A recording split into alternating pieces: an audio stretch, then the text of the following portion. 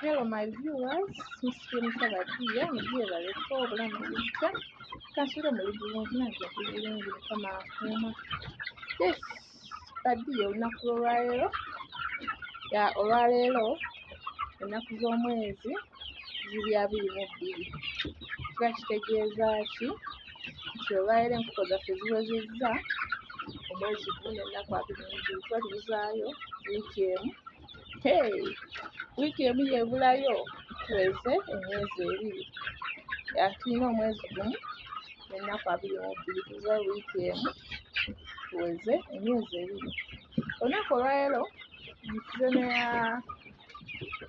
waliwo abaŋŋambye naye kapito atandika okulunda enkoko ezo. Badiya kanjogere ku kibayita kapito. Bwe tuba tunoonya kapito agenda okutandika bizinesi yonna Badiya, kapito asookera ddala ye gwe kennyini gwe nannyini bizinesi, ye gwe kapito asookera ddala. Bw'omala okufuuka kapito asookera ddala n'okozaako ebirala ebyetaagisa. Ki kyentegeeza mu kino? Nti bw'oba otandika ekintu kyonna olina okuba nga oyagala ekintu, ng'olina ebigendererwa by'okukola ekintu ekyo. Ensonga lwaki nkugamba nti gwe kapito asookera ddala. Omwana yaŋŋenda emmole obukoko bwa mmeka? Bayira ababuuza enkoko temufiira mu comment section. Yes, namba yange eri 0787962070. Bw'oba olina ky'obuuza kyonna, you can ask, you can inbox me on WhatsApp or you call me on that number. Yeah. Kapito asooka ye gwe kennyini. Then ekirala, kapito ow'enkoko bw'otunuulira ekintu ekisinga okutwala ssente nnyingi ennyo mu nkoko bw'oba otandika butandisi, ekiyumba. Badiya ekiyumba, weekanga ssente z'oteeka mu kiyumba obungi bwazo oyinza obutabuteeka mu kuliisa nkoko. Kuwetutampo nti oyinza okukozesa obukadde 5-6 okuzimba ekiyumba eky'enkoko 4-5. Oba okitegeera ddi ate ng'okekereza ng'okoze kino ekiri temporary nga tekiri permanent nnyo, kitegeera like n'okuba bibaati n'osereka. And I always tell people kozesa ekiri temporary. Lwaki? Ekiyumba tekizza magoba, ate enkoko si kye kintu ky'olunda nti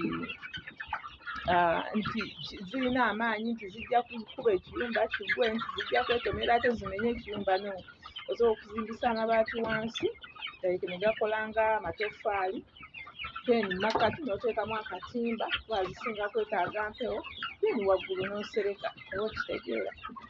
So ababuuza kapito Badiya, kapito yenna gw'olina atandika,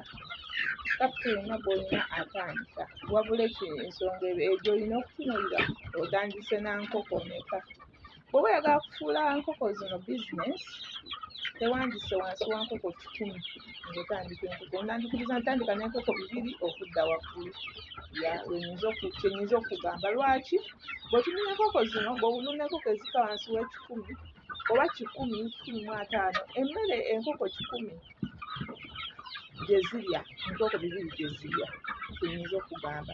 Vaccine ejjanjaba enkoko 2 era vaccine gy'ogula ng'egenda kujjanjaba enkoko 10 era yejjanjaba enkoko 2, bbeeyi y'emu. Kyenyinza okugamba.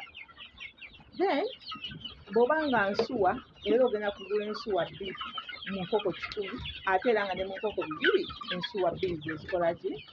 So bw'otunuulira ennyo wandibadde otandika n'enkoko 2 okudda waggulu bw'oba ng'oyagadde gifuula bizinesi. Such that nti enkoko zino ziba zitandise okubiika, oba osobola okulonda ku magi agawerako buli wiiki n'oba ng'otunda amagi oba buli wiikendi. Gomanya olunaku ki mu wiiki nomanya nti okuŋŋanya ku tray eziwera. Buli lw'olunda enkoko ntono kitegeeza n'essente zijja kujja nga ntonotono. Kikola osobola okukikola naye kirwawo.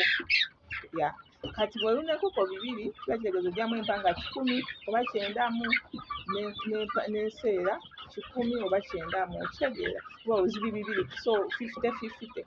Kati oba otunze enkoko 10 empanga 2.2 oba 3 ze ssente mmeka? Ezo ssente zikomawo n'okola ki? N'oddamu n'olisa enkoko zo n'osinziira like kuba wano mu kusooka nga bwe mbimanyi bibeeramu naye nga I always advise you please, I always not advising, I always remind you please subscribe to Mokea Yugiga kuba muno.